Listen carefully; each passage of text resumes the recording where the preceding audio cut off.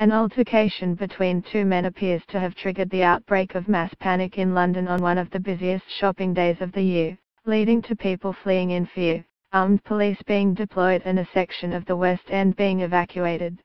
British Transport Police issued a CCTV appeal for information about two men believed to be involved in a fight in Oxford Circus tube station on Friday afternoon as part of their inquiries into the cause of the panic.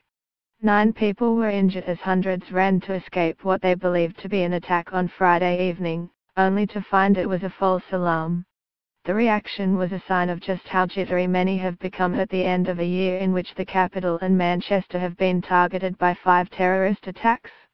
We are releasing CCTV images of 2 men we would like to speak with following the incident at Oxford Circus earlier today. Anyone with information, big or small, should get in touch by texting us on 61016. https://h71ulcqxfa twitter.com/mroad8k2ymq.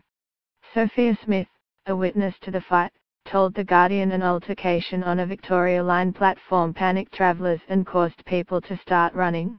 Young boys with a few girls were attacking each other and everyone screamed and began to run, she said. I escaped through the exit along with hundreds of other people and some women were on the floor and shoes were falling off and shopping bags.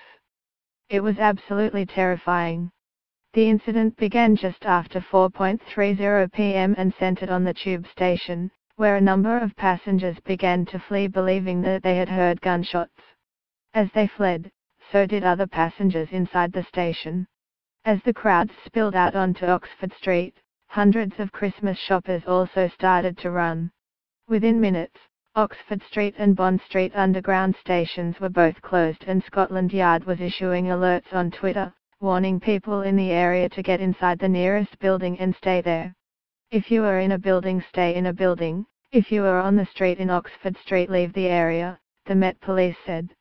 The panic appears to have been spread not only by the sight of fleeing crowds and word of mouth, but by incorrect reports on social media.